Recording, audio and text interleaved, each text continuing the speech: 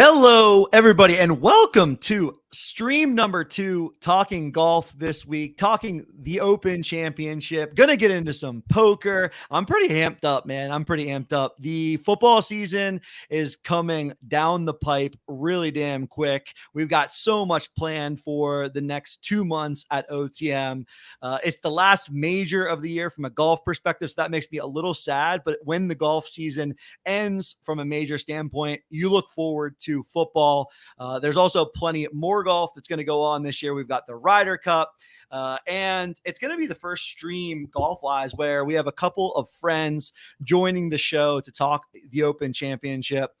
The Open is my second favorite major, tied pretty closely with the US Open. I just love Augusta. Augusta just holds a pretty special place on the golf calendar, the first one of the year after a 7-month break. But a walk like no other. The Open Championship is going to be fantastic theater this week. Tons of things to get into, tons of guests. Going to be joined by two people that I've been following for a good while, especially the first one. Jason Roslin does a lot of Reignmaker stuff over there at LuckyTrader, also runs his own site, FantasyGolfBag. Going to be joined by Jason and get his takes on sort of all things golf. Going to talk fantasy golf, going to talk any hot takes he has for this week. I know Jason's been out there tweeting about the weather and the final scores. So yeah, tons of golf. Going to be a 3 p.m. to 5 p.m. kind of show, maybe 4:30 p.m. show. We also have TJ with me as always. Going to talk a little bit of poker. Golf and poker is TJ seemingly going hand in hand these days. I saw main event champion Josh Wine. What's his first name? I always want to say Josh, but it's Adam, right? I can't remember what his first name is. Wyman's first name. Wait, just because I sent you the entourage text, now, I know. Now you're saying Josh Weinstein? Like we're totally in entourage mode here. Anyways, Wyman out there in the golf course again after winning the main event yesterday. So want to talk a little bit of poker. Want to get TJ's perspective. It's Dan Wyman. Wyman. All right.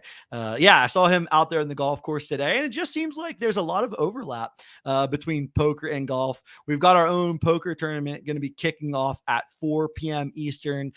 So yeah, let's get into sort of a little bit of an intro to the overall stream and show. Jason's going to be joining us here in about 15 minutes or so, and then we'll get into the golf. But first, let's talk a little Vegas. Let's talk a little bit of poker. I know, Tej, you did a solo pod yesterday and pushed that out this morning, kind of recapping your Vegas experience. But want to get the takes live from you. How was it playing in the biggest WSOP main event? You didn't play in the main event, but during the biggest main event ever, seemingly during a second coming of a poker boom here in 2023. Yeah, it was awesome. Great experience. Like Coop said, recorded a little solo podcast, 20 minutes long, talked through everything that was going on in Vegas. So kind of broke it into 3 segments, talked to start about community and just like how awesome it was to be able to see many of you in person. And then the second segment talked about NBA Con and everything that was going on there. The fireside chat between NBA Commissioner Adam Silver and Roham, and just kind of my general thoughts on the NBA and NBA Top Shot and some of my takeaways from being there over the course of the weekend. So definitely check that out. I'd said gave a little more of my thoughts than I typically do publicly. So curious what people think. And yeah, would love to keep having that conversation. I'm probably gonna be doing more podcasts like this going forward. And then the third section, as Coop just alluded to, talked about my run at the World Series of Poker. Played in 3 different events, cashed in all 3 of them, which was really cool and fortunate. And yeah, I mean, it was a great time. Like, poker is very alive and well. The rooms were packed. The vibes were super high energy. Like Coop was saying, as I was not unfortunately playing in the main event, but I was playing in some side tournaments as the main event was going on. So that energy and excitement definitely spilled over into the other tournaments, and even the tournaments I was playing in. I mean, they were smashing all of their previous records in terms of the number of entrants that they got. So I started off playing the $777 Lucky Sevens, cashed in that for $1,700, and then you know how it goes here, people. You don't leave the table when you're on a heater. So when you cash for 1,700, you top off the extra 800 and you buy into the $2,500 buy-in the following morning. That was my favorite tournament that I played in. Well, I did the best in it, so a little results oriented nature there for sure. But that was like a very and I knew it was going to be this way going in, but very tough field in terms of the opponents. My first table that I sat down, I was the only person from this country at my table. It was a lot of European guys that clearly know GTO poker. They know exactly how to play. And it was actually it was fun and these guys were playing fast too. Like a lot of times you see the Europeans that are like tanking or whatever. Like, no. These guys knew what they were doing. They were playing fast. Definitely some fun hands where it's like somebody raises the button and somebody 3-bets from the small blind and the button will just like instantly muck, right? They're not sitting there acting like they had a big hand for 30 seconds. They're just like, nope, I didn't have it this time. I'm folding. Like check, raise, flop, and get re-raised and then just instant fold. Like it was fun to see and fun to compete at the tables there. So yeah, Poker Pro Eric greeting me as he should with my official new title, Poker Pro TJ. But yeah, 2,500 was fun. Nobody liked hearing that TJ was going to fire the 2,500 more than me when a good friend of yours, someone who's hot in the poker streets, asked you if you want to have a little bit of action on their tournament. You instantly say yes. So got myself a little bit of action, which was awesome to sweat TJ. I mean, I definitely don't have the skills to be sitting down at a poker table for $2,500, but when you know somebody does, and when they're running good, and when they're just playing really good, coming off an awesome performance in the 777, got myself a little action on TJ. And when you get a horse in a poker tournament, it is just awesome. I mean, if I could have got hand by hand updates, would have been even better. But just hearing the key hands and every break we were getting an update, so it was just awesome to follow from the sidelines. I think that's really unique in sort of like integrated or ingrained in poker, where there's a lot of swapping of action and equities, getting some investments in your friends. So that was just awesome, really awesome time for us to get a little bit of action. And then TJ goes on and plays his best in that event. So that kind of sealed, at least from an outsider's perspective, that was like very much, I was very much planning for TJ to play really well, and then this WSOP to be like an annual thing that happens. And I think we're going to keep pushing TJ to make this a thing. So I like it. I was excited about that. Got to step up my game and get into the main event next year. Maybe I'll have to open up the action to the Jolly Joker and OTM communities and sell some pieces so that $10,000 is a little rich for my blood and my bankroll, but maybe if I sell some pieces here, sell some pieces there, we make this an annual thing and get some community members a little sweat along the way. Because man, watching this main event, so for those of you that don't know, the main event just wrapped up last night.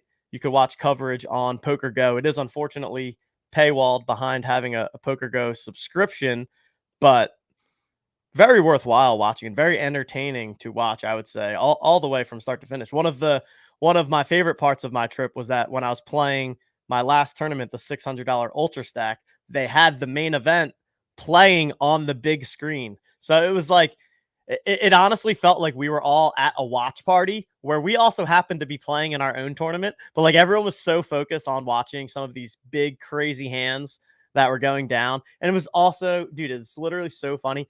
Every person at my $600 table, the best poker player in the world, like the guy to my right, every single hand, he's like, oh, why would they call there? Oh, they're not going to raise there. Oh, how do you make that fold? And it's like, man, it's an easy game when you can see all the cards, my friend.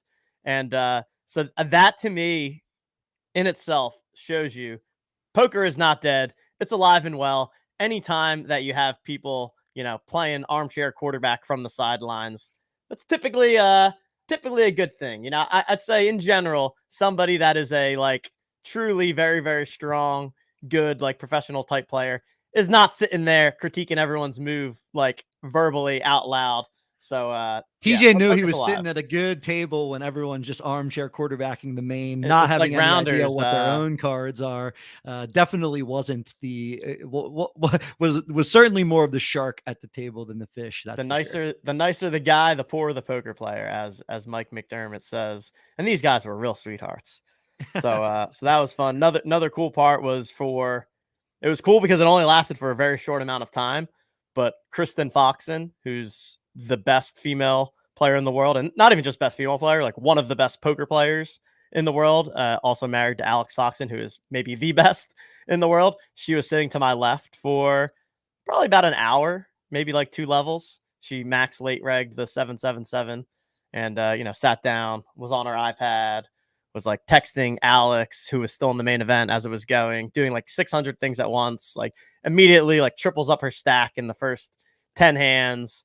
And then like another guy that was clearly another pro sat to her left. And it was just funny because at one point he like looked at her and he's like, "Are you famous?"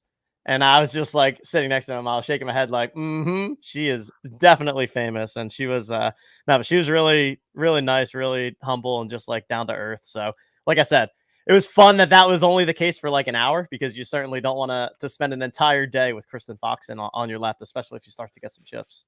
Yeah, TJ had sent us that message, and then I think it was maybe the next day in the morning or something like that, said that he was taking a look at the 50K high roller, and Kristen had been playing in the 50K high roller. So nothing like playing a 777 event and then also following it up the next day playing in the 50K event. So clearly a very good player, and clearly with the bankroll to put just about any amount of money on the line in order to play poker. So all right, give us like your top 3 tips, top 3 things that you took away. And then we're going to go back into the golf. You all heard TJ and I talk a little bit of the Open Championship yesterday on our Reignmakers preview. But give us, TJ, your like top 3 things that you took away from this World Series of Poker event. And if you want to commit to the 2024 WSOP right now on the show, I'd love to have that happen too.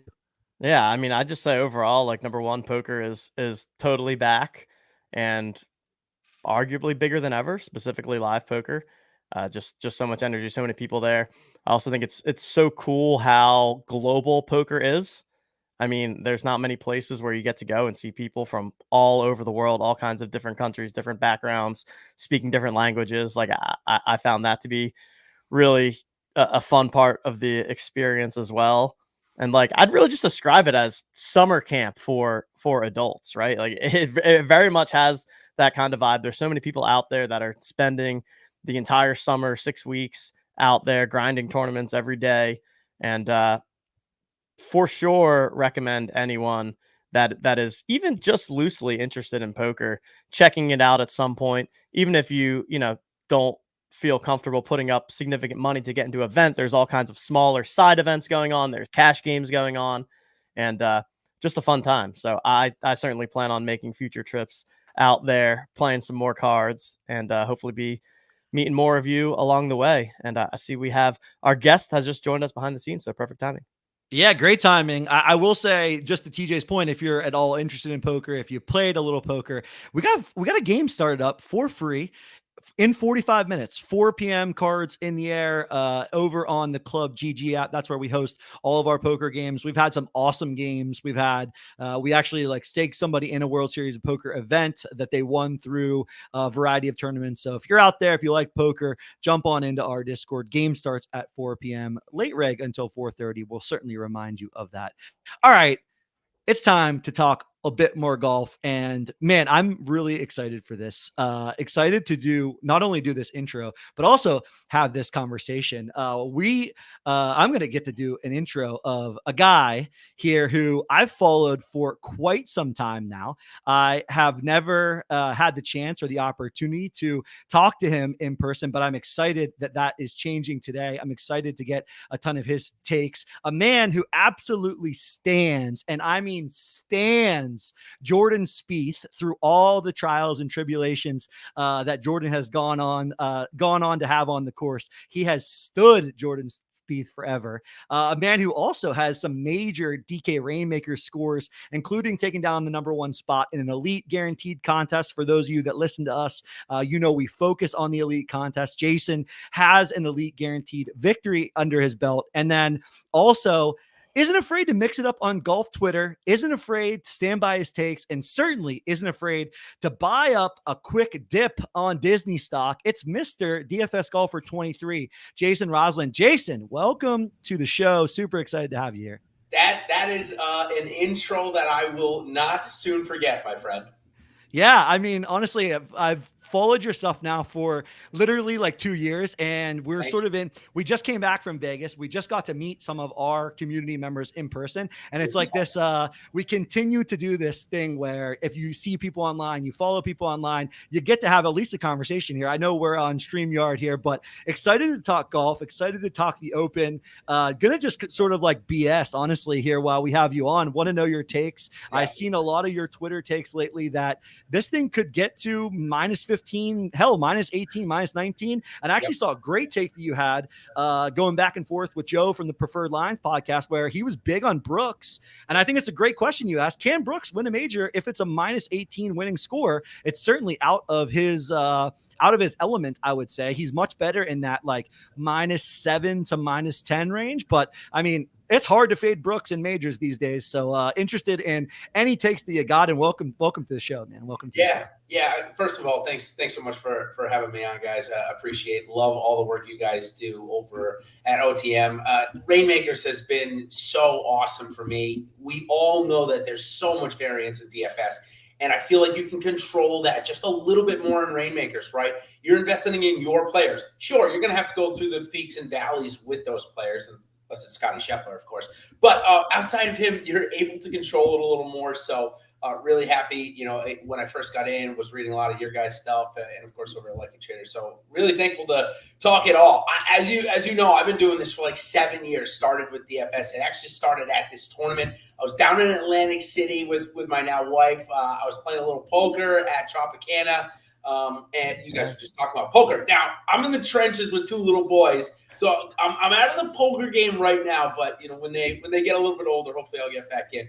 I got a 3-year-old myself, and I told TJ he's been playing a lot of poker. We've been playing a little online. I was like, the only thing that freaking takes longer than golf is poker, and now it's like I've got golf and poker as my two hobbies. My wife is like, "What in the world is happening?" My girlfriend has said the same thing. She's like, "You have like the two longest taking hobbies of all time," because like we have local poker tournaments, and I live in Philly, so. It's funny you mentioned Tropicana. I spent many of my years in my young 20s going to the Trop. That's actually where I spent my 21st birthday. That was like my favorite place to stay in Atlantic City. But I'll like play. Just 1 second. I'm sorry. I just realized I can barely see myself. Sorry about that.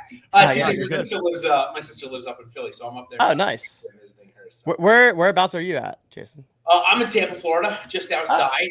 So where they host the Valspar, it's called Palm Harbor. Or if I'm originally from Rhode Island, so I say Palm Harbor. That's how I talk it down here. Nonetheless, I live like 2 towns over from there, so just a suburb of Tampa Bay. Tom Brady followed me down here. I want to make that clear. I'm a big Tom Brady fan. He followed me from the Patriots to the Buccaneers. About the same time that I left Rhode Island. So that's my claim to fame, that Brady followed me, not the other way around. It's nice proximity to Disney, as you mentioned at the top of the show. Maybe not a great time to buy that stock, or maybe it is with how beaten up it's been. I really think they should just actually, speaking of DraftKings, man, they should just merge with DraftKings. But nonetheless, we're not here to talk about that. I've seen this take. Yeah, that's a hot take. If we could do another show on that another time, I'm here to talk about the Open, because truthfully, if I had to pick my majors, Masters is 1, Open Championship is 2 in terms of my favorites. I love the style of golf over here. I've been over to Scotland before to play, and man, I just love it. I can't wait to get back there. Yeah, I mean, so well said. I also love the element of like getting up super early in the morning. It's just different. It's something you do. Yes. It's just different. You're up early. You're watching early golf. I mean, heck, I know it's going to be like Thursday afternoon. I'm going to be like, where's all the golf at, right? Yeah, like, it's going to be over. The round will be over by noon. So I definitely think there's just nuances of it that make it so good. All right, I definitely want to just get like some general conversation going, but I guess let's jump into some player takes or some thoughts that you have. I mean, TJ and I were talking about like the Open in general. And if you think about it, there's really like I guess there's kind of a tier that you could call 3 golfers: Scotty, Rory, Rahm, and then sort of everybody in the middle. It seems like Cantlay and Schauffele and Hatton, and now Hovland might be kind of sneaking up into that like top tier, especially if you're playing DFS. But I guess at the top tier, Jason, like any guys that stand out to you, you already mentioned Scheffler. I mean, it's so hard to fade Scheffler. Obviously, he's just going to find a way to either win the damn tournament or backdoor into a top 5 finish, it seems like. So I guess I am interested in just your takes at the top of the board, who you like, where you think the numbers might make sense from a betting market, just anything you think about the top of the board. Yeah, let's start. I'll start on DFS. The cool wrinkle, in my opinion, is when they dropped the salaries down to $5,500 this week. I mean, I've been doing this, I think, like I said, 7 years. I think it's the first time I can recall in a full field event like this that it was $5,500. Now, I know before I came on the scene, like maybe 8-10 years ago, they did have that, and there was another site that like went down to 4,000 or something like that. Now, nonetheless, it has opened up some values.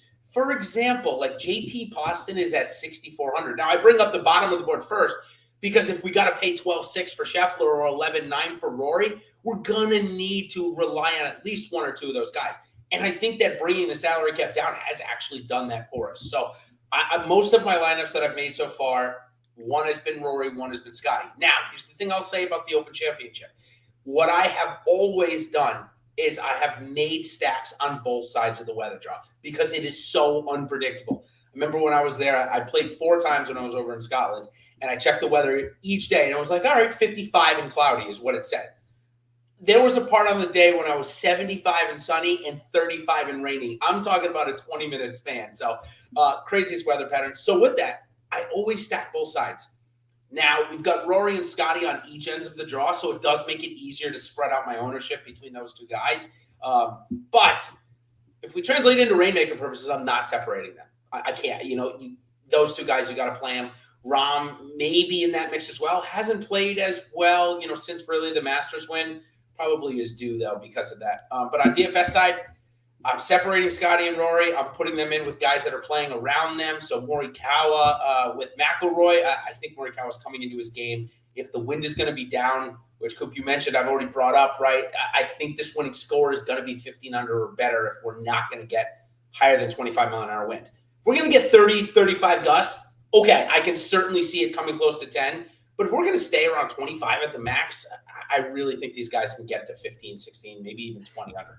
Yeah, I like the Morikawa call. I actually think if it does get anywhere around 15, I actually like Morikawa. I like Cantlay a good bit if it's going to be like a 15 under winner or higher. I think those guys, they just seem really streaky to me. They make birdies in bunches. If they're playing well, they're really not going to make that many bogeys, I don't think. If you're striking the ball well, if you're driving the ball well, which I think both of these guys kind of have the ability to hit it well and better than they're known for, right? Especially Cantlay. I mean, Cantlay hits the ball off the tee just as good as almost anybody. Obviously, you have Rory and Rahm, and sort of then everyone else kind of drops off after that. But Cantlay can really move it off the tee. And then when it comes to iron play, I mean, nobody really better if they're going to be at the top of their game. It's really hard to see anyone being better than Morikawa. So yeah, I do think it's very interesting if the weather stays down. I like guys like that way more than I like somebody like Brooks. And so some of these guys where if it gets a lot of birdies, Brooks just doesn't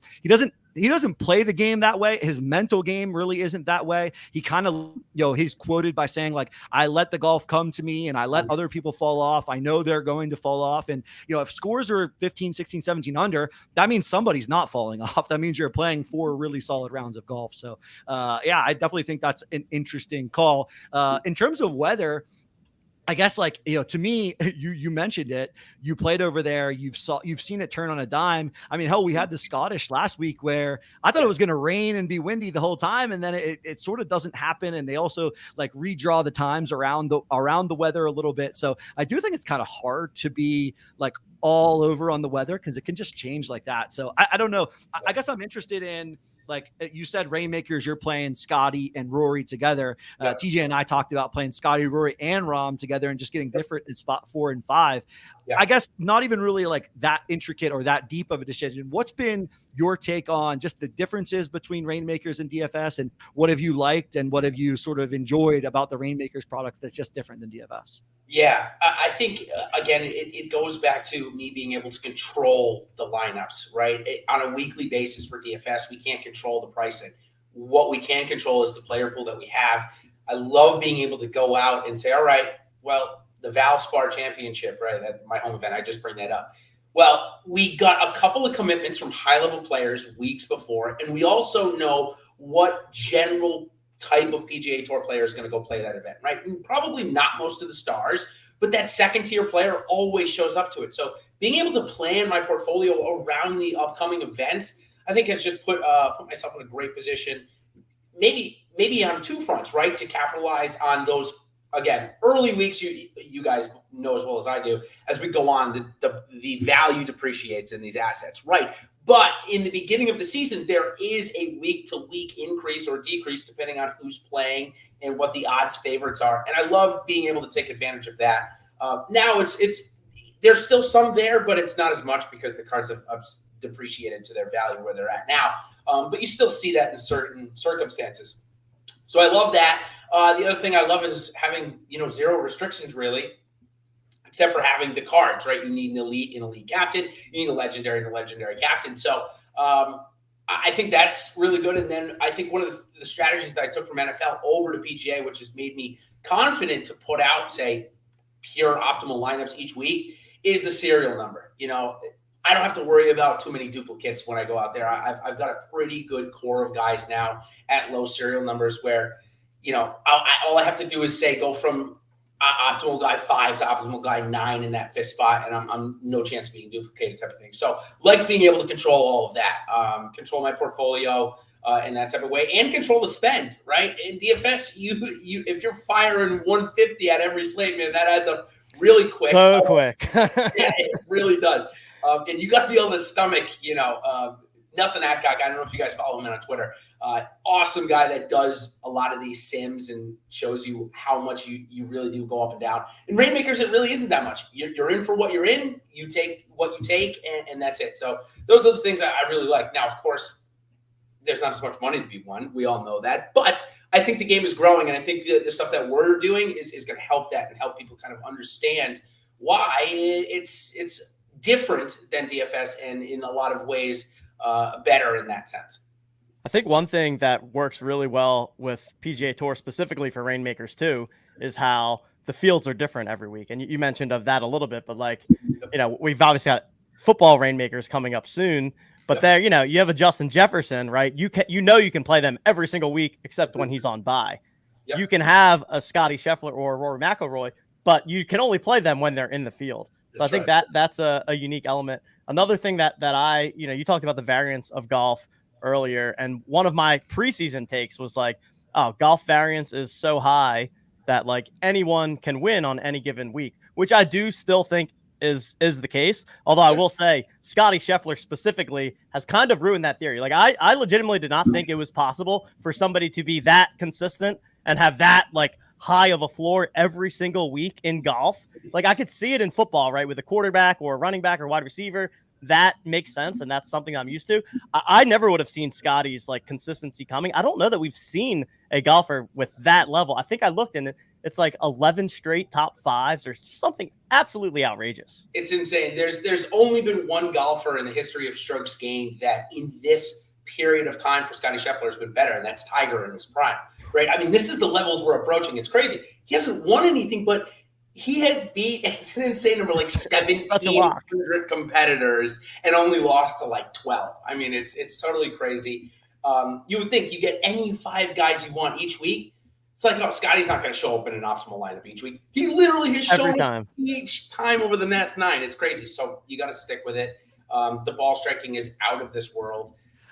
I mean, Scotty's 2023 numbers are crazy. Honestly, it's worth reading them off. Like all of his finishes in 2023, T3, T4, 3, T3, T2, T5, T11, T10, 4, 1, T4, T12, 1, T11, T7 too. I mean, it's insane. totally bonkers. Yeah. It's absolutely bonkers. It takes the idea that there's variance in golf completely out. It's like this thing that we've never seen before. It is outrageous that he had, and he's doing all this with a horrible putter, an absolutely horrible putter. The club that you need the most to win golf tournaments, he's doing it without it. It is outrageous. It is completely outrageous. Imagine if he had like Denny McCarthy's putting skills. Oh boy, he'd win every tournament. It would be Tiger in his prime, honestly, if that was the case.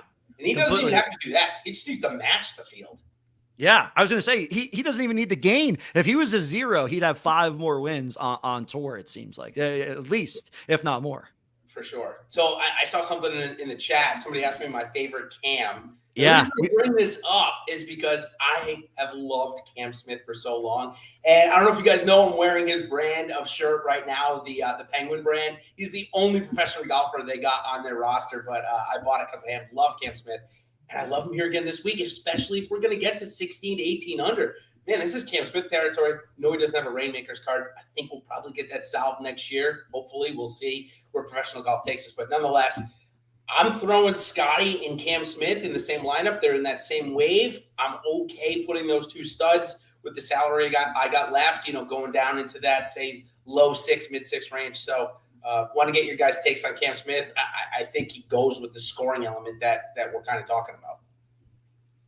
Go ahead, Teej, you got takes? I got one thought on Cam Smith, and the only hesitation I have is the driver, right? It is, can he drive the golf ball good enough at a lengthened Hoylake course where you're going to need to hit the ball both accurate and far to give yourself close birdie looks? I mean, now, can Cam Smith just putt the lights out and make everything from 25 feet and in? Absolutely. And maybe he does that, honestly.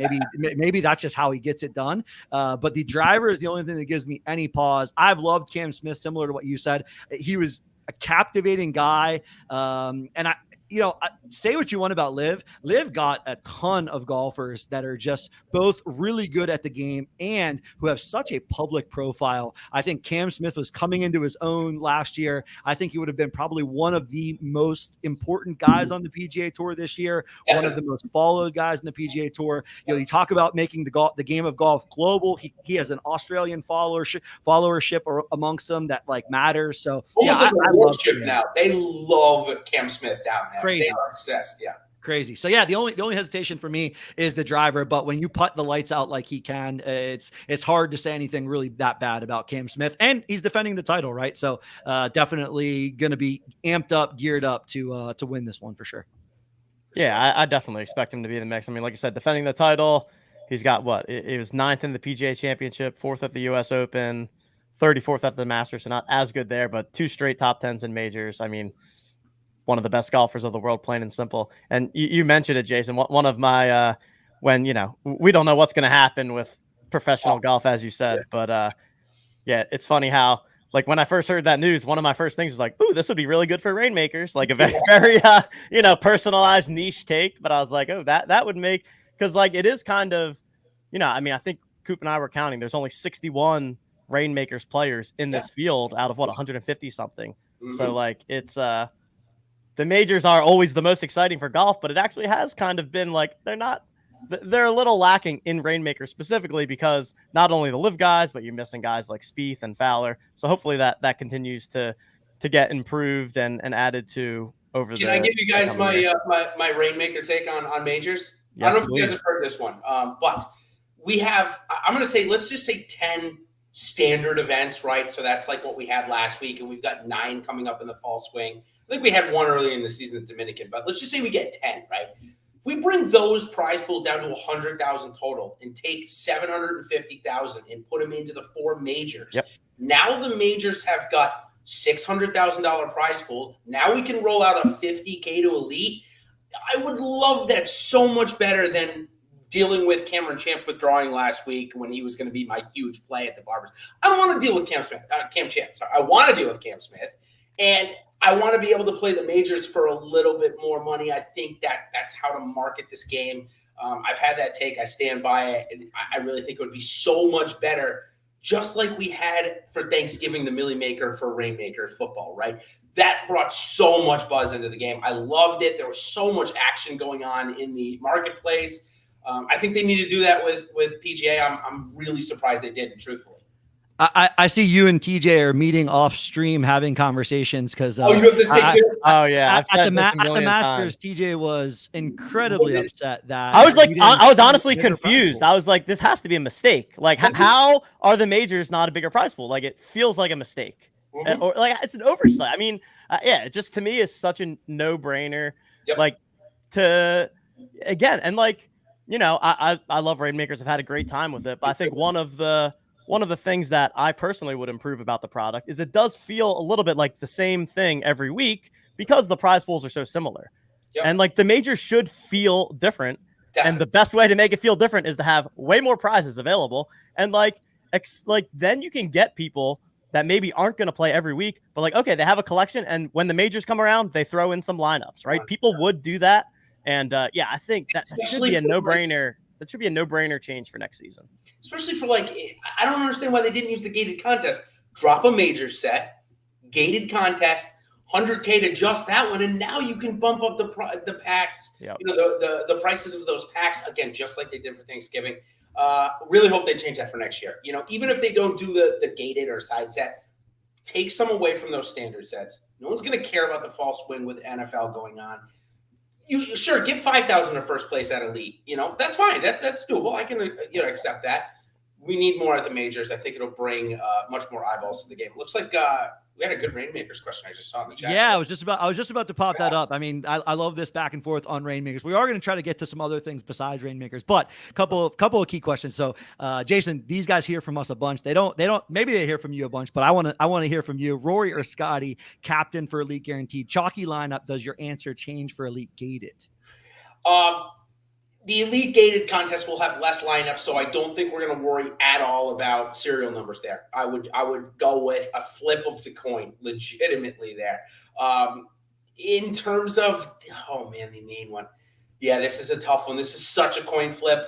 I don't have this problem. Scotty is the one Elite card that I don't have. I decided to go all 5 rares, so I wouldn't have to make that decision. I just be like, all right, I know he's going to go in my top 5 Elite lineups. He's not going to be my captain. I'm going to live with it. So, yeah, this is a really tough one for me, guys. If I had to lean, I feel like Rory is trending in the direction of winning a major. Scotty will come in second. So I don't think you can go wrong with either. Really, Scotty could theoretically outscore Rory even if Rory comes in first. So I'm okay with either here. I don't have the answer, but I don't think you can go wrong with either. Nothing like a non-answer, man. That was a perfect non-answer. I loved it, actually. Glib, shout out Glib, man. Glib took down one of the, I can't remember if it was Elite Gated or Rare Gated. I actually want to say it was Rare Gated last week. So shout out Glib. I agree with this. I think there's probably a little bit too many levels between Rare, Elite, Legendary, Rainmaker for the PGA Tour game. I think if they had one less level and Rainmaker, Legendary were combined, I think you also see people playing up there a little bit more. You probably have a better chance at smoothing or adding to the prize pool in Elite and then in Legendary Rainmaker. So I don't know. It's hard to, of course, predict stuff like that in the very beginning. So it's very easy to, in hindsight, play 2020, but I definitely agree that the prize pools for the majors being the same as some of the other tournaments where, if you asked a casual golf fan, they would know no different for any of those tournaments outside of the 4 majors. And especially things like, the Barbasol, you don't need 150K for the Barbasol. Yeah. I couldn't even name, like there was 50% of that field where I had never heard of half of those guys. And I watch golf pretty much every week. So completely agree there. Nice ideas and good changes. All right. I want to quickly pivot to Underdog. I've been wanting to talk Underdog a little bit. I know, Jason, you were firing the Albatross and the Albatross returns. Gonna share my screen here on some of the data for this tournament, and shout out he does the thing where he changes his letter of his first name and last name, so let me make sure I get this right because this data was pretty awesome. It's from Neil Farley. His Twitter is @FeelNarly. Put together this data sheet for all of the lineups left in Underdog's Albatross contest. So this contest was a best ball style contest where you drafted drafted your teams before the majors. It was all 4 majors, similar to best ball football, similar to some of the products that we have out there on our site, otmnft.com. But I've got one team in this 260 person finale, $100,000 to the top. I know, Jason, you also, I believe, have one team in this. Any hot takes here? The interesting thing is the way this pans out. I'm trying to zoom in here. How do I zoom? Here we go. The interesting thing is no Scotty in this. So there is no Scotty. I don't think there's any Rory either. So, you're looking at ownership, guys like, let's go here. Brooks, I think, is the top, 69%. Hovland, 66. Oh, there is some Scotty. Sorry, 54% Scotty. So, yeah, I mean, they're out there. Do we have Rory in this, I guess? Maybe that's what I was thinking about. So I think that while you're looking for that, I'll just give my takes. First of all, I absolutely love PGA Best Ball. I wish I had done a little bit more. I think my mistake was why I maybe don't have any here in this contest. I've got it in the one that the Albatross returns or what have you. This first one, I took the wrong stance of believing the PGA Championship would allow or not allow live players to play. And I took the stance probably in the first 30% of my drafts that they wouldn't be allowed to play.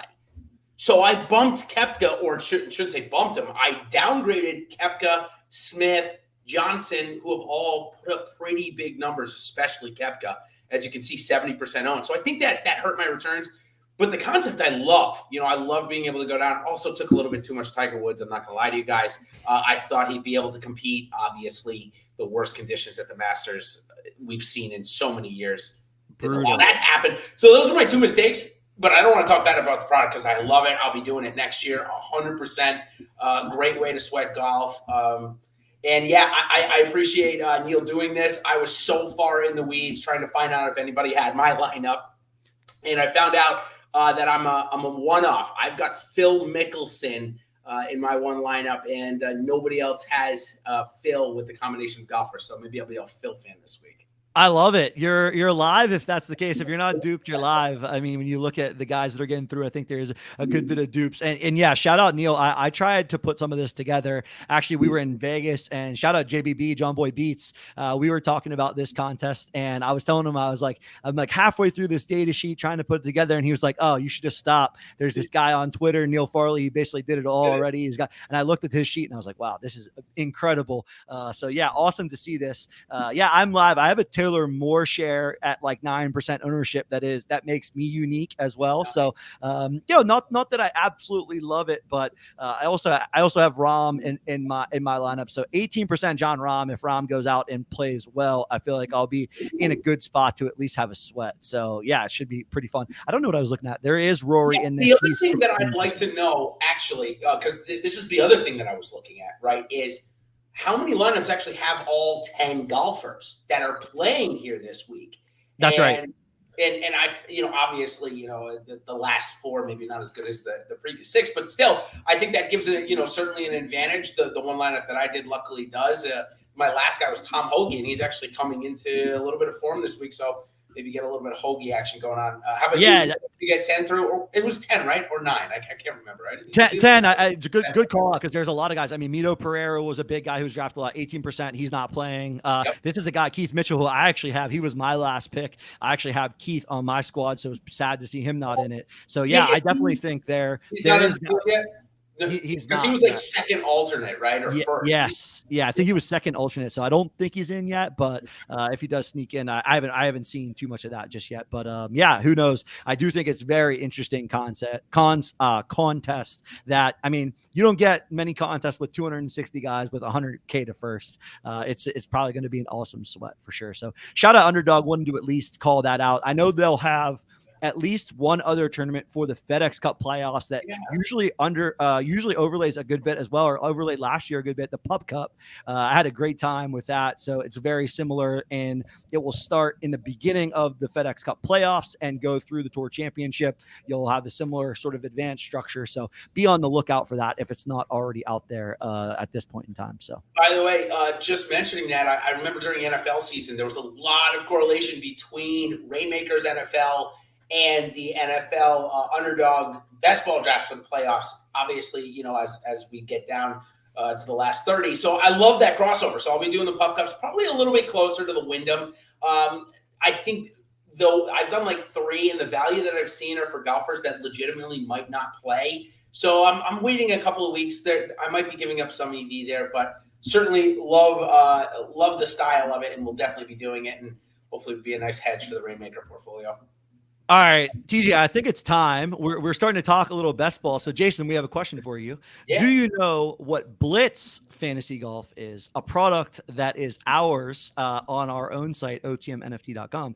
Have you heard of Blitz? Have you played Blitz? And if not, we are excited to show you Blitz right now. Tell me it and show me right now. Yes, let's do it. Do it. All right. So this is Blitz Fantasy on our website. We have a golf version of the game, and then we also have a football best ball version. But yeah, so what we're going to do here is we're going to open up a Blitz pack, and then we're going to do a little giveaway for the people in chat, and somebody will win this pack.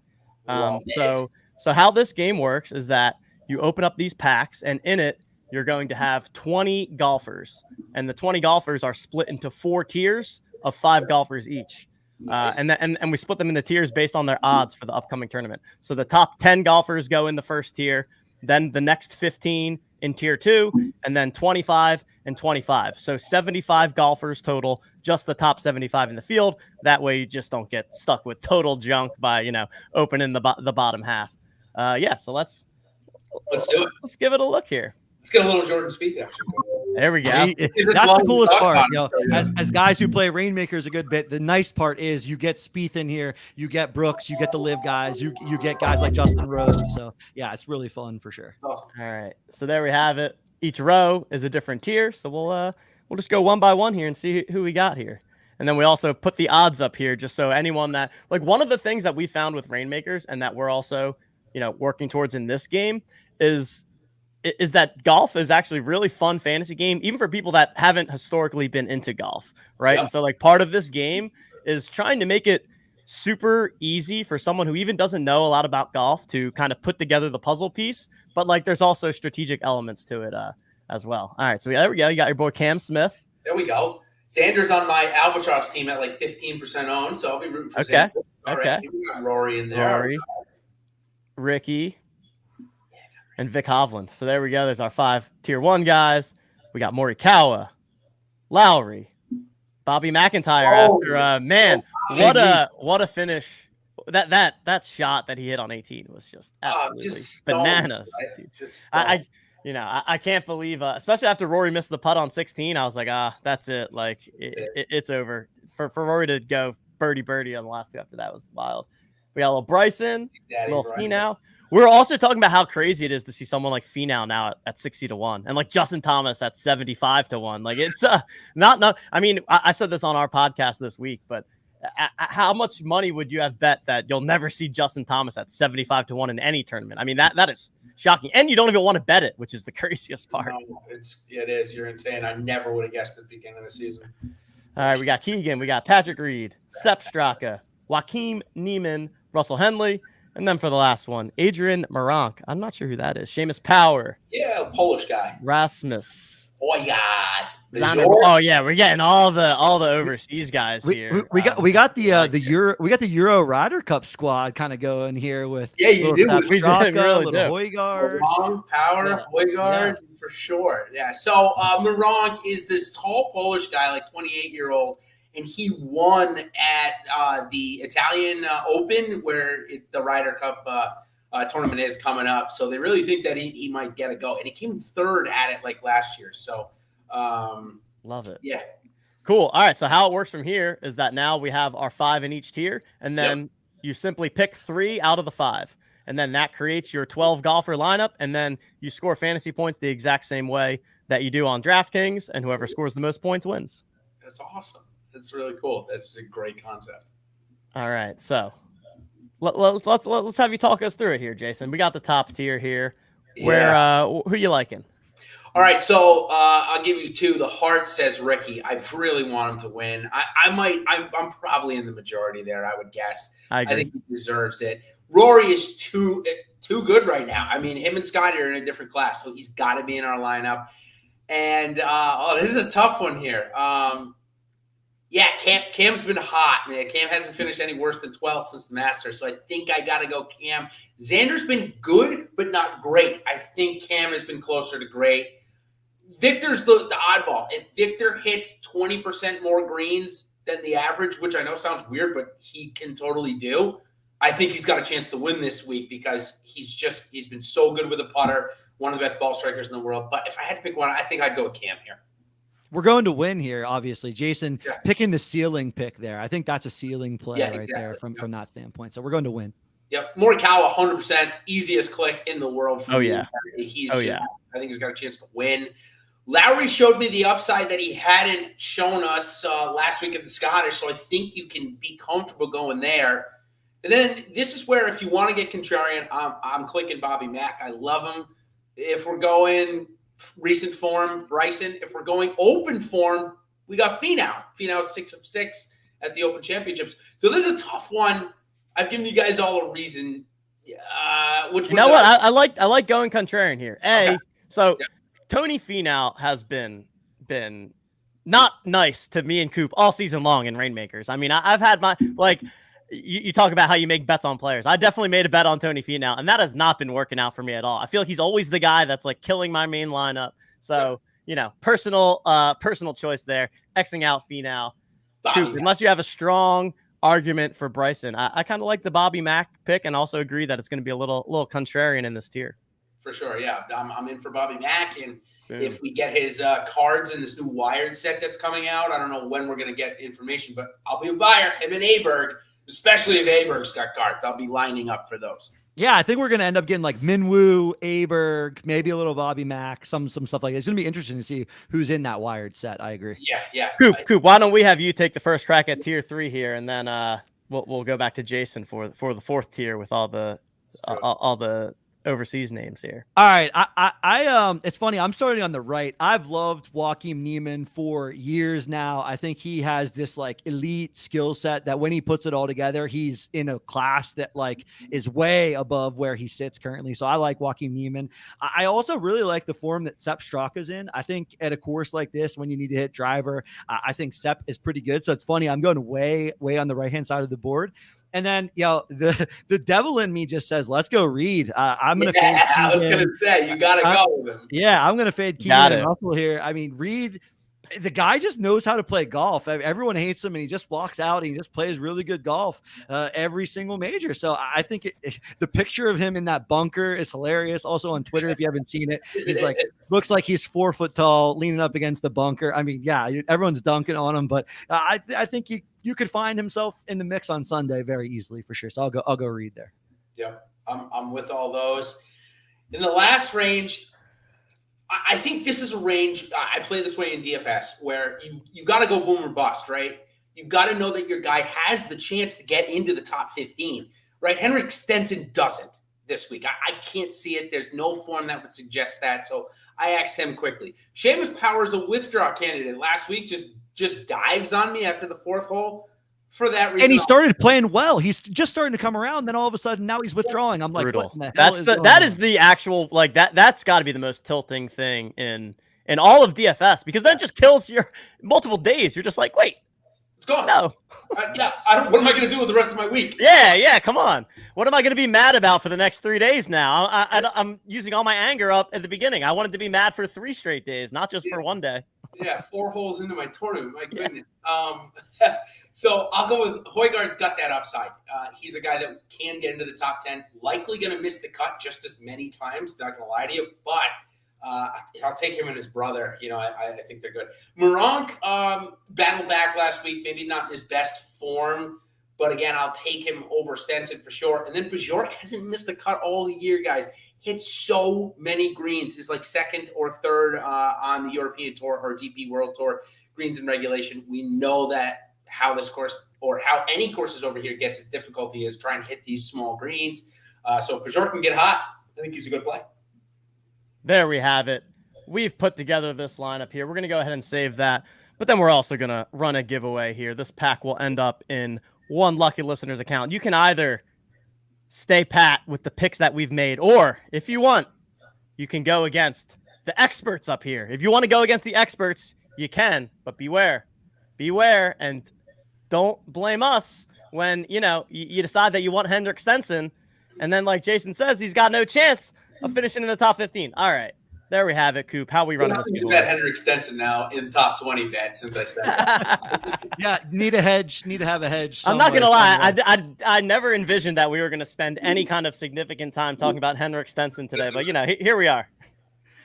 I love it, man. I love it. Jason, want to really quickly say thanks for coming on. Really appreciate it. Love the back and forth. Excited to jump into the replies on Twitter with you more often now that we know each other. So yeah, excited for this. Let's give away this pack. It's going to be #Blitz. Type in #Blitz in the chat. And while you do that, if you're out there playing any sort of golf, you definitely want to be informed. Head on over to Jason's site, putting the link in the chat here. Fantasy Golf Bag wrote an awesome guide to the Open Championship. I loved reading it. So check out his stuff at DFS Golfer 23 on Twitter. Give him a follow. Just really, really fun takes. Like I said, you're going to get some Disney in there. You're going to get some Jordan Spieth in there.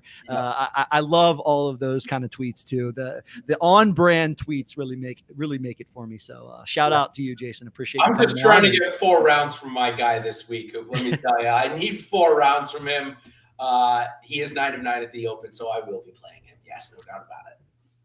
Love it. Love it. I saw Poker Pro Eric trolling me saying the British Open. What's your take on this, Jason? I go back and forth. It's like some people say British Open. Some people say the Open. Who the hell knows these days? But I know you're bound to get yelled at by somebody when it comes down to whatever championship you want to call this championship. All right, I'll say this. When I'm doing my content, I do the right thing, and I do what they tell me to. If I'm talking to my friends, it's the British, man. It's the British, like, through and through, and when they talk to me, I get the exact same thing. Nobody calls it the Open to me. So I guess maybe I'm making both sides happy with that argument. Love it. Love it. All right. Let me refresh here. How many entries we got? We got 14 people. We got 17 people watching the stream. All right. Are we ready to draw? Like the stream while you're at it, people. The Jason stream. did a great job. Uh-oh. What just happened? Thanks for joining us, Jason. Guys, really appreciate it, man. This was fun. Really cool to see this little game that you guys got going on. I love the concept, so that's awesome. All right. Here we go. We're drawing in 3, 2, 1. Good luck, everybody. A lot of Jolly Joker profile pictures in the mix. Love to see that. And shout out to you all for hanging out in the chat, listening to us talk golf. Glib stays hot, man, off a big win in Reignmakers, and stays hot here with the win of the Blitz pack. I actually think Glib had a great question here at the top on Blitz. Let's bring that up and let's get Jason's take on this last question. Before we let him go, he says, Blitz question, top tier choices, Koepka, Scheffler, Rory, Xander, Hatton. Who would you take? 3 of those guys. All right, so Rory and Sheff, we've talked about it, so we can't go away from them, right? We'll stay consistent. But I will open it up for debate against Xander, Hatton, and Koepka. I think Hatton took almost a month off from the U.S. Open to last week's Scottish. Prior to that, the dude was playing top 5 golf in the world and had just a couple of slip-ups last week, plus a 4-putt on 18 on the 72nd hole, or maybe it was a 3-putt. Still, I would be interested in Hatton. If I had to rank them gun to my head, it would still probably be Brooks, Hatton, Xander. But I'd definitely be interested in Hatton. TJ's winner pick this week is Mr. Tyrrell Hatton. He picked him on our show. So 2 guys on the same page that know their shit, guys. So Hatton's been playing great, man. He's been playing really, really well. As always, you wouldn't know it by how he acts out there, but he's been doing great. I will say, right before I go off, he's playing with Morikawa in the afternoon tomorrow, and Homa's the 3rd guy in that group. The reason I bring that up is because Morikawa actually said that Hatton is one of the best players to play with, because when he does his antics, it's never in the way of another golfer, and it keeps the mood light. So that's an interesting tidbit that I thought Colin shared there over the last couple of days. So we'll see if that pans out into all 3 of them playing well. But I will have a couple of lineups with all 3 of those guys in it. Not going to lie to you. Love it, man. I love it. TJ had a nice little tidbit on our show yesterday about Rory playing with Hatton. So maybe that's just the popular take now. If you're a good golfer, you want to play with Hatton because the camera's going to be on him. It's not going to be on you, most likely. They're looking for this guy to throw a club, spike a club, say the F-bomb, say that he's terrible at golf, hit a shank that ends up somehow on the green, something crazy. So yeah, I love Hatton and his antics. It's very interesting and all of the above. All right. I think that'll do it. Jason, any final thoughts? Tell the people where they could find you. Tell them about all the good stuff you have going on. And by all means, thank you so much for being on the show and can't wait to chat again. Yeah, for sure. With NFL coming up, we'll have to do this again soon and talk about all the things we like. DJ, we won't bash them too much on their pricing structure, at least at first. We'll give them a little leeway, but nonetheless, yeah, thanks so much for having me on, guys. Find me on Twitter at DFSGolfer23. I am super active in there. If you have any questions, hit me up through DM. You can find all the links to all of my content, whether you want Reignmakers or whether you want PGA DFS or betting. You can find it all right through my Twitter profile there. So again, guys, thanks so much for having me on. Good luck this week. Hope somebody takes down the $1 million. Hope somebody takes down that 10K elite contest that's listening as well. Appreciate you, man. Cheers. Best of luck this week. Enjoy the golf, and we'll see you out there in the Twitter streets for sure. Awesome. Thanks, Jason. Thanks a lot. Later. That'll do it. TJ, awesome conversation. Been a long time coming. You and I think you might have been the person that turned me on to Jason in his Twitter account years ago when you turned me on to DFS Golf. Awesome to see it come full circle, get a conversation with Jason and all the good stuff that he's doing. So that was fun. Great to rip a Blitz back. Shout out Glib on a little bit of a hot streak. Glib, stay hot, man. Stay hot out there in the streets. All right. I think that'll do it for our first guest. While we wait for our next guest, a man that we will. Oh, look, he's already here in the chat. TJ, any final words to recap the conversation that we just had with Jason before we introduce my friend Briggs?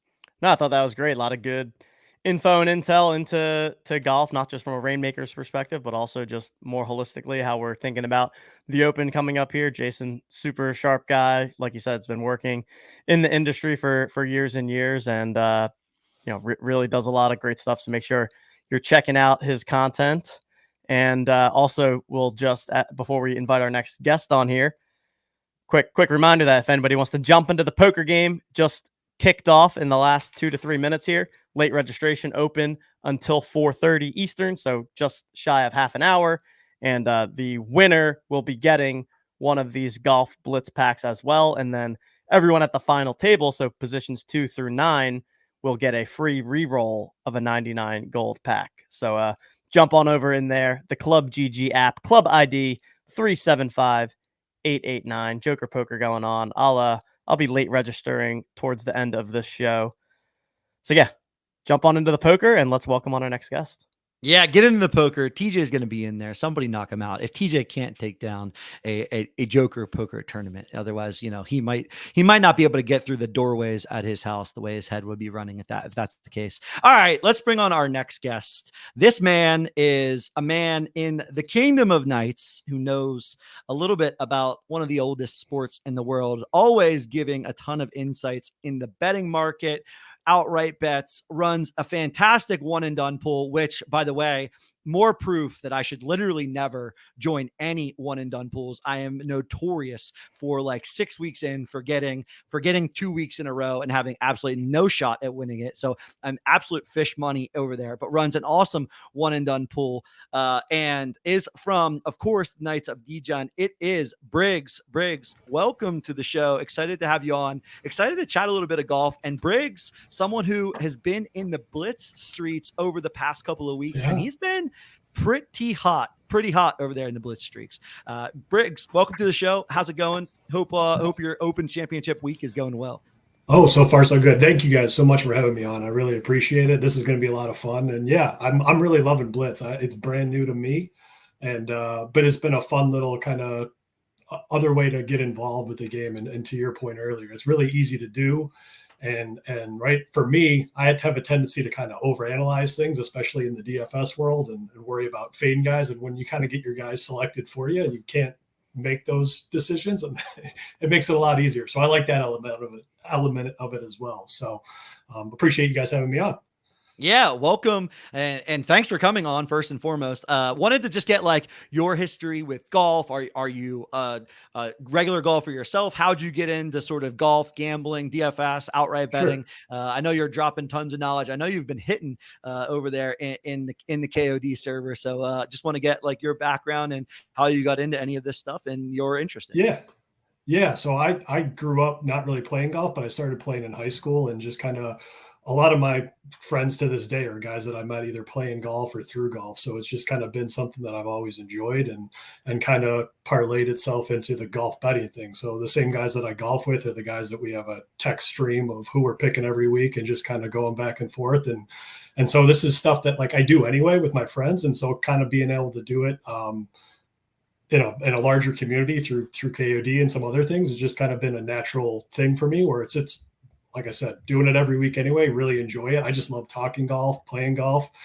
Same boat as you, Coop. I've got a couple small kids, so I don't play as much as I'd like at this point, but definitely like to get out there as much as I can. And so, yeah, I mean, golf betting wise, I probably got into it right along the same times as a lot of the other people, with DFS coming on board and legalizing sports betting. I think my first big win was Molinari at the API in like 2019. And ever since then, I've kind of been hooked, right? Because you hit one winner early on, and you just there's no better. We caught Molinari at the right time. Exactly. We right. may never see that again.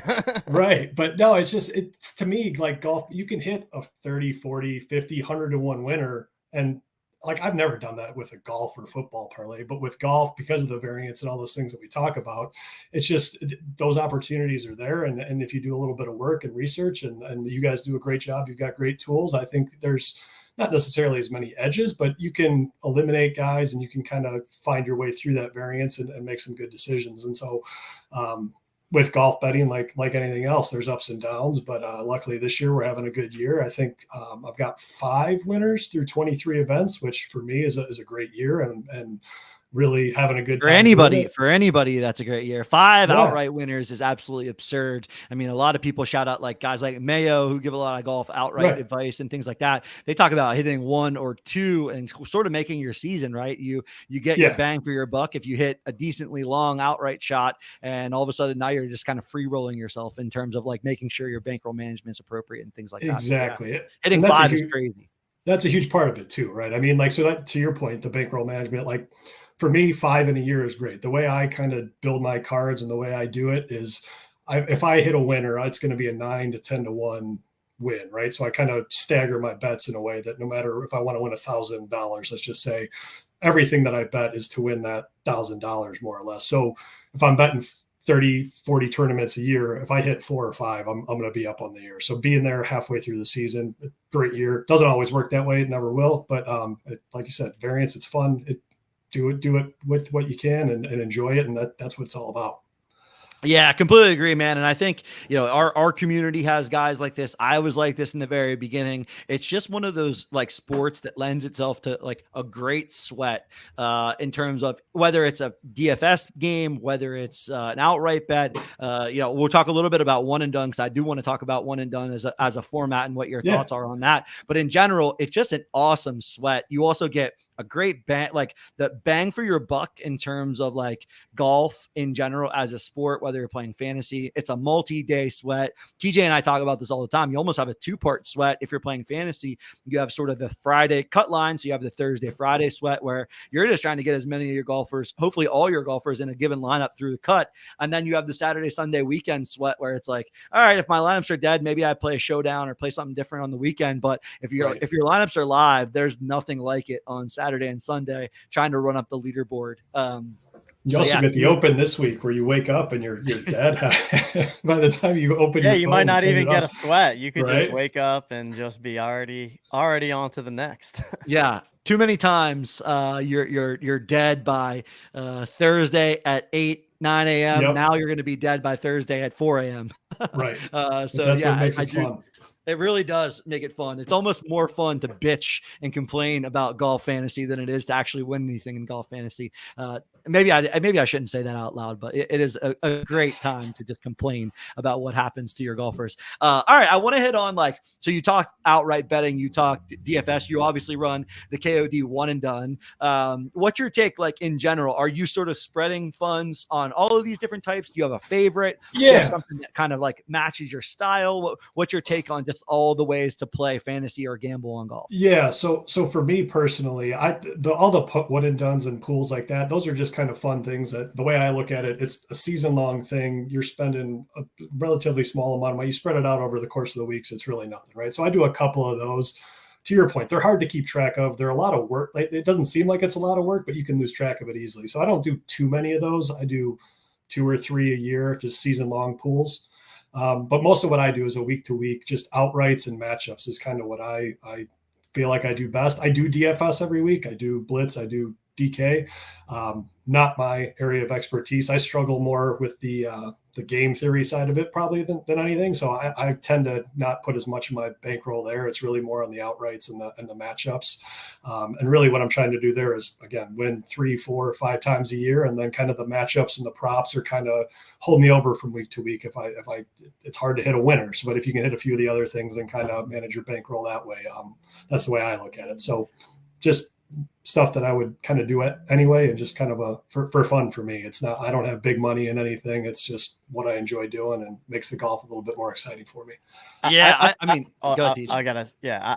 think that's a good take. I used to play DFS golf quite heavily, and the more I got into the GPPs, I literally found that my lineup building process became, okay, who are all the golfers that I like?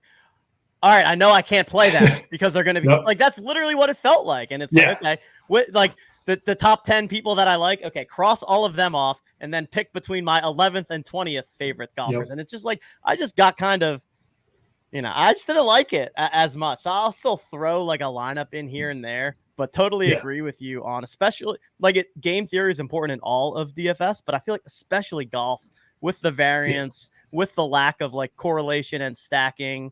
Ownership is just such a key part of playing optimally that I think that's a great take. And I've much more I've been doing Reignmakers.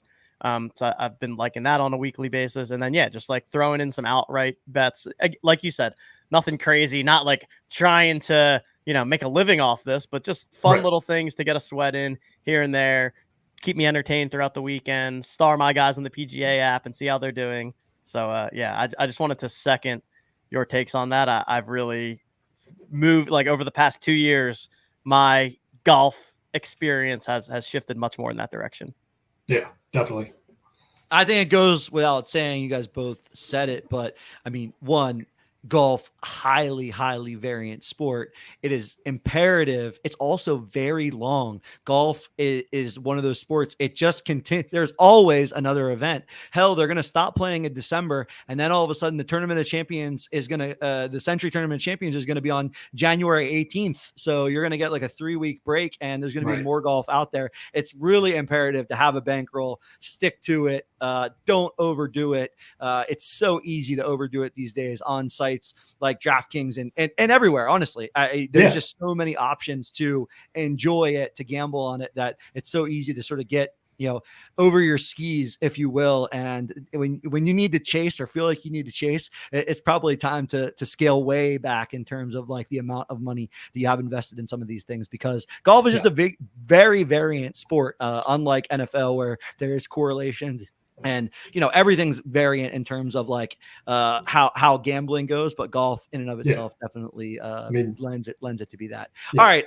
So let's hit on one and done quickly. And then I do want to get a little bit of insight that you might have in the matchups market. I heard a funny take and shout out Pat Mayo, second reference on the show, but he had a good tweet this morning. He was he had a segment of his betting show where, I'm not even sure the two gentlemen that are on it, but but one of the guys was saying, I love Ryan Fox. I love him so much. I'll bet him straight up against Xander Schauffele. Obviously, a crazy difference in matchup there. So I want to get into a little bit of that, but let's cover one and done for people that don't know.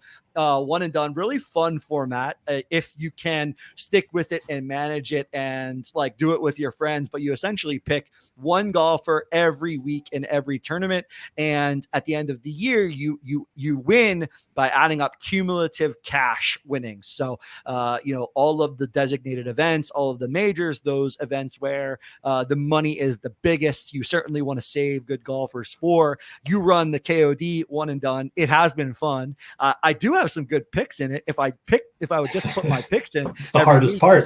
I certainly would fare a little bit better. But tell us a little bit about one and done. How'd you get into that? What do you like about it? What don't you like about it? Yeah, so that's actually one of the ways that I got into golf is when I graduated from school, I started my first job, and there was a bunch of guys that did a one and done pool. I'd never heard of it before, and I'm like, all right, I can do that. It was a little bit different in that you had to pick everybody at the front end of the season. So that was a little bit challenging because you could have guys that get injured or whatever, and you're just out of luck. But so I started with that, and then kind of through the whole KOD thing where I've kind of been the golf guy, if you will, I was like, well, this would be a fun thing to do for the community and kind of get some more people involved, get people that maybe, again, don't really know golf, don't really get into golf. It's a good way to do that too, because you're just picking one name every week. You can kind of see what the odds are on the site, and it's really easy to just pick one guy a week. So the way we do it is it's been a season-long thing. So we started in February around the Phoenix Open, and then we're going all the way through the BMW Championship. So we've split it into 3 different legs to kind of give some people some opportunities to win some different things throughout the year versus just wait until the end of the year, which I think is a good thing to do in those tournaments because they are 7, 8, 9 months long, depending on what you do.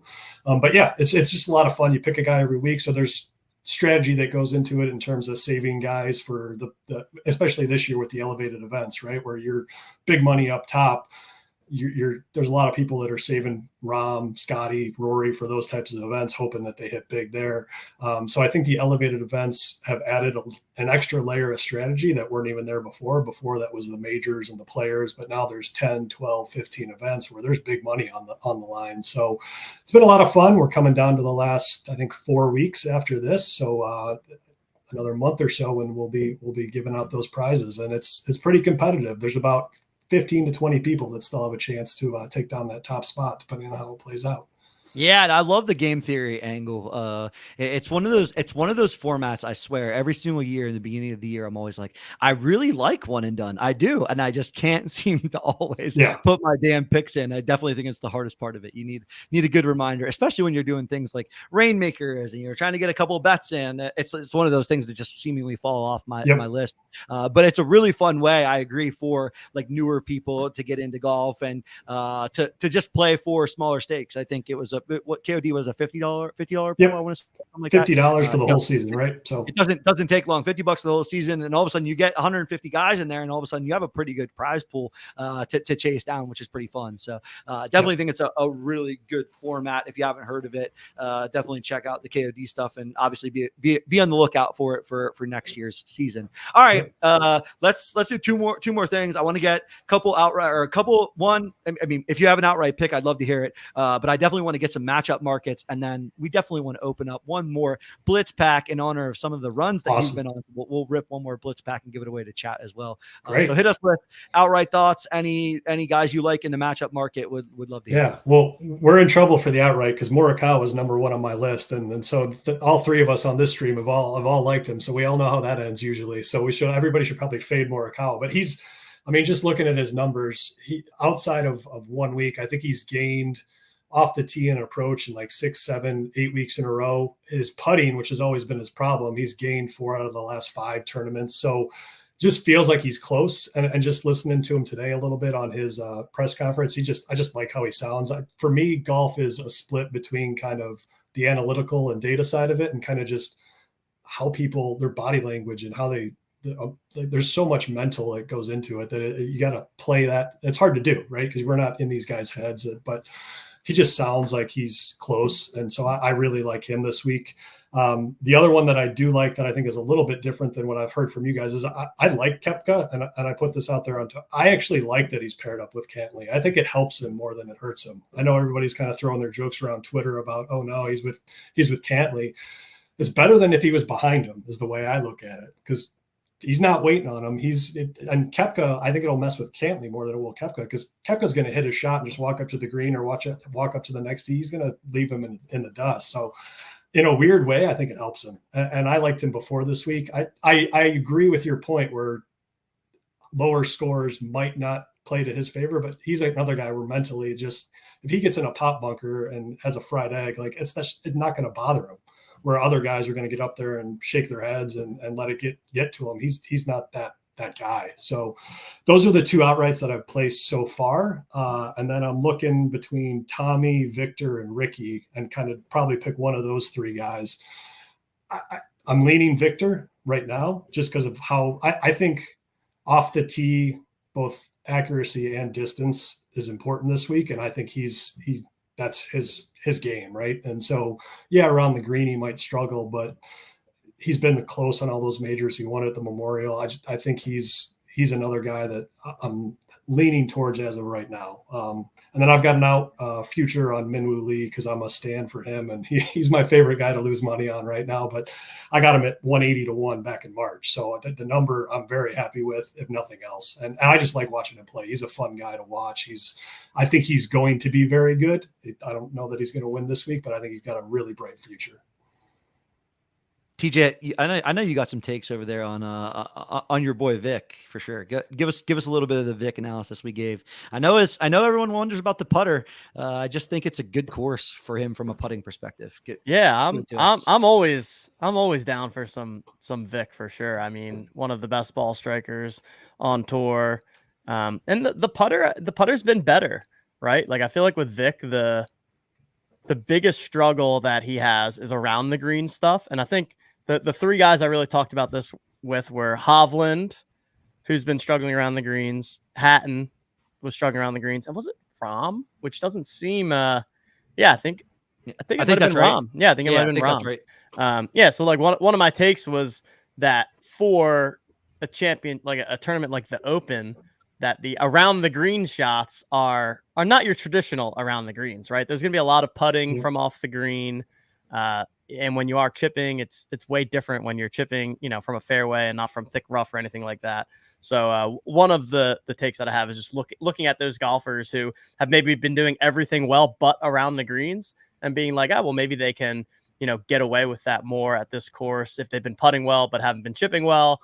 Those long putters, that's kind of why I like a guy like Hatton too, just also who has that history on these more link style courses. So definitely a different style of golf. And I think it fits Vic nicely. And he's definitely someone who I went with Hatton as my winner pick on the show that we did, but I was very close to going with Hovland, and both of them are sitting right at that 22-1 number, which I think is nice. And I also think I think what Rahm's at like 13 or something. I think that's nice for Rahm too. Like usually you don't get a chance to bet Rahm at anything but like 8-1. So even though his form hasn't been great, we know Rahm can always come out and win a major at any given time. Yeah, the thing on Rahm that I found when I was looking at it is the last time he hasn't played in like 3 or 4 weeks or something like that. The last time he did that was going into the Masters, and we kind of saw what happened there. So him not playing doesn't bother me.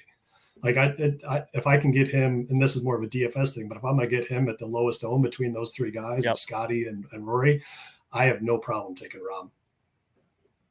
Yeah, that's definitely your contrarian DFS brain for sure. TJ and I were saying the same thing. If DFS, I think the problem becomes how many people are saying that, right? If every show says that, then all of a sudden Rahm gets steamed up, and I don't think Rory will ever be underowned here, but I could see a world where Scotty is somehow at the top of the board, and everyone talks like, oh, if Rahm is going to be underowned, and everyone clicks Rahm, and then Scotty's underowned. So it is the conundrum that is DFS golf. I also really like the call on Morikawa. And the reason I like to call him Morikawa is the number. I mean, we talked about JT being 75-1. When do you get Morikawa at 35-1?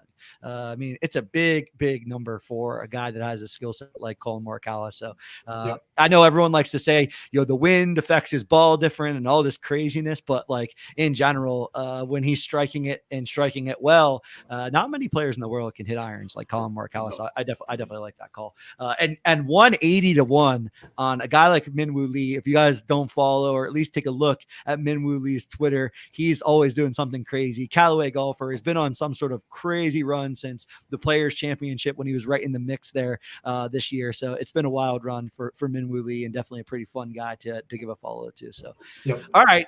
Awesome. Love the insights, Briggs. I think it's time, Tej. Let's rip open another Blitz pack. This time it's going to be #golf to get into the giveaway. So TJ, let's bring up that Blitz pack. And Briggs won a pack on stream last week, and it was a good pack. I think it ended up was it top 3 or top 5 or something like that? The pack it was for a while. It ended up finishing 8th or 9th, I think. Okay, it was definitely the best out of the 3 or 4 that I had. Yeah.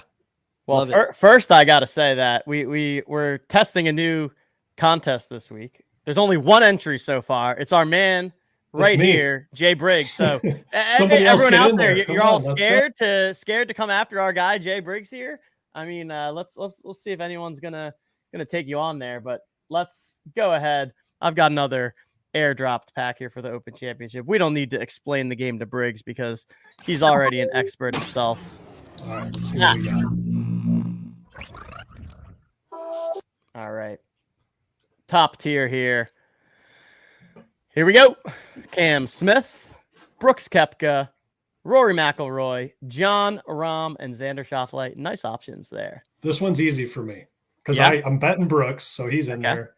Okay. And then I can't not take Rory and Rahm. This is what I like about this game too, is I don't have to worry about the price tag, right?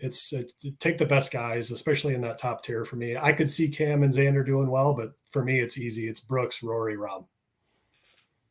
Love it. Love it. Finau. We can't escape Finau, man. We can't escape Finau. Get your hedge bets pops in up now, everywhere. Get your hedge bets in now. Bryson. Oh, there we go. Morikawa. I mean, I think. I like this pack. I am pretty sure Morikawa this is the winning pack. I'm already calling the slam dunk second tier. Bobby Mack, Tom Kim, 2 guys that did well in last week's tournament. Tier 3 here. Sungjae M. Crazy to see Sungjae at 100-1, right? I mean, he has not been playing well, but 100-1 is a big number for him. Jason Day, who was on a heater for a bit, but has been a little more quiet lately, I would say. Hideki, that's a nice one there. Keegan, Louis, Tom Hoagie, Seamus Power, Taylor Moore, Kurt Kitayama, and Thorbjorn Olsen. We had Kitayama in the pack that Briggs ended up winning last week as well. So Kitayama and Briggs kind of a little bit of a magnet there. All right, so we know the top. Briggs already called it. Rory, Rahm, Koepka, pretty easy there. Second tier, we got to go Morikawa here. I don't know. I feel like Tony Finau is begging us to click him in some packs. So what's your Finau take, Briggs? I don't think we've really gotten your Finau. He's on my list of a potential bet because of the number. Okay. Yeah, I mean, 60-1 on Tony is like, man, it's begging you to bet it. And his history at the Open's good, right? I mean, he hasn't been great, but I think in this, out of the other options, I'd take Tony over those other 4. I think there's more upside for top 5 win than say I like Bobby McIntyre, but I don't think he's gonna. I don't like him as much this week. What about these last 3? Either of you have a take between Tom Kim, Bryson, and Bobby Mack?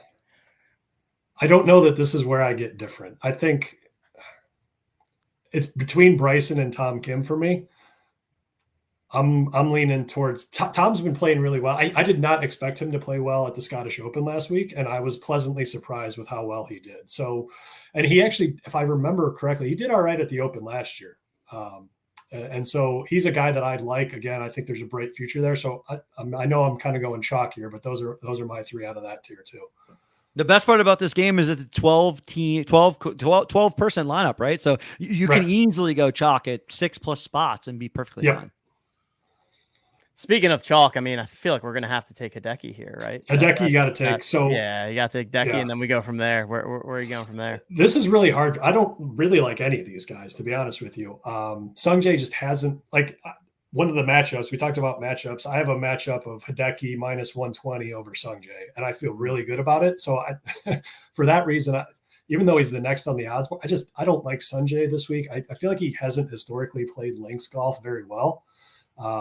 I think his skill set when he's playing well should fit this course, but I don't see it right now. So I would probably go Keegan.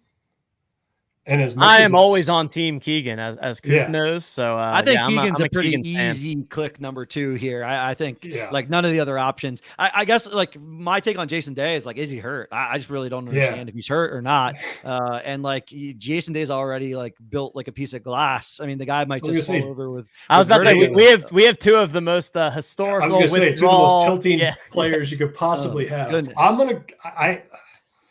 I don't know other than just because I think he'll be maybe the lowest owned guy in this tier. I'm going to go Louis just to get a little bit because I don't feel great about Day or him, to be honest. I'm sure Poker Pro Eric will like that. He likes anytime we go with some live action. So PPE, let us know if you approve of the Louis pick there. Now on to the fourth and final tier where things, of course, get the most dicey, but not the worst options here, honestly. No. I feel like there's some stuff that we could like. Yeah, I like Hoagie. I think he's a guy that I've liked in the past. I just think he's ball striking wise. He's probably one of the better ones in that bunch. Power I would like if he didn't withdraw last week, to your point earlier. But I don't know enough about I would put him in that slot for now, but I'd be watching it very closely and trying to find out some more information if I can about him. Yep. And then I'm probably between Olesen and Kitayama. I'd probably go Kitayama for the upside, but he could also finish 145th out of like he has a very high ceiling. All these guys can finish 140th. So I agree. I think Kitayama definitely has like a big win on under his belt this year. Probably feels a little bit better going into a major championship. The other two, I like Taylor Moore a lot. I just don't think it sets up for him at all. Unfortunately, like the course I mean, if it was a course that was the exact opposite setup as this, I think Taylor Moore could crush. Unfortunately, there's not a single stat category that really lines up for Taylor Moore this week. So I'd opt for Kitayama here as well. I think Power versus Moore is the decision that I would have in this pack. Hoagie and Kitayama. Olesen, I just don't know enough of, to be quite honest with you. Don't know his game that well. I know a year ago he's playing fantastic. I know he plays a good bit of DP World Tour stuff. But don't know his game enough there. I think 2-3 years ago would have been Olesen over some of those guys, but now I think he played pretty well last week, but up until that, I couldn't tell you much about what I definitely remember clicking him into some DFS stuff years ago. Oh yeah. So that he had a run. He had a run of great play like a couple of years ago for sure. I think I wouldn't say over the hump, but definitely not anywhere near as popular as he was back then. So yeah, I think Power or Taylor Moore is the decision for me here, and perfectly fine with Power. Yep. I like the top half of the card. The bottom half scares me a little bit, but that's all right. Yeah, good luck finding a tier 4 that's not going to scare you here. Unfortunately, I know. The way it goes when you get especially guys in the majors too. I feel like it's such a stark different. Like for sure. In the weaker fields, it's like okay, maybe the tier 2 and 3 guys like it's not like they're that great, so tier 4 doesn't feel like as much of a drop off. But once you get into these stronger fields, like the tier 1 and tier 2s. And even tier 3s are going to look significantly better to the eye and just feel like they are both safer and have the higher upside. So #golf in the chat here, people. One lucky winner will be winning this pack and entering into the contest. And don't forget to go pick up your Blitz packs for the Open Championship. Have until, I guess, like middle of the night, Wednesday night to buy those when contests lock. Get those hashtag golfs in there, and somebody go challenge my guy Briggs here in that 500 gold. It is a single entry double up. So if you haven't looked at it, half the field will double their money. So it's different than the 99 gold tournament in terms of structure. It is a double up. So if we get 10 guys in that contest, 5 will double up their money. So just so you guys know the structure of the tournament that's out there. All right. Briggs, any final words for the people? Any things to plug? I know we have a big KOD Spaces tonight talking, I believe, a little bit of hashtag Degen or $ Degen for the Degen token. Anything else you want to tell the people on where to find you or any other content related to Degen golf stuff? Yeah, no, I really appreciate you guys having me on. Looking forward to doing this again, maybe sometime in the future. But yeah, as far as Nights of Degen stuff goes, yeah, there's a big Spaces tonight at 8:15 Eastern time. Just kind of update on where things are at. The big news being the token getting launched. So I'm not in the inner circle, if you will, but I know it's exciting, and I'm excited to be there and kind of learn more about what the future holds. And if you guys are looking for, I think it lends very well with OTM and everything that you guys are doing. A lot of sports stuff, a lot of contests. There's a lot of cool people in there just kind of doing the same thing that we're doing here, talking golf, talking strategy. So it's a really, really great place to be if you like sports and kind of betting on sports, playing contests, all that stuff. So check it out if you guys can, and we'll see you soon. Yeah, love it, man. Big proponent of all the things that KOD is doing over there. Big partners of ours, always down to mix it up. Shout out Clay, shout out the gang, shout out Drew, all those guys. So yeah, check out KOD if you haven't already. Tons of overlap, obviously, with OTM, with Jolly Jokers, and with KOD. All right. Let's see. Last time I did this, the giveaway went away, so I don't want that to happen. 6 entries, 11 people watching the stream. We'll give it another 5 seconds here or so until we draw, and then of course you'll be free to leave this pack as is or make your decisions as you will. But this will be in the 99 gold tournament in Blitz Golf. Looks like you at least have one taker. There we go. It's going to take you down. So we'll at least have a little head-to-head action between you and Sergeant Stogie. And looking forward to it. If I had to guess, I think a couple others will end up jumping in there before it locks. Yeah. All right, let's do it. We got another entry. We're drawing 6 people to win. Solid pack here. Briggs called it the pack that's going to win it all. So let's see who's out there and going to take it home. Glib, can Glib go back-to-back here? Is that even legal?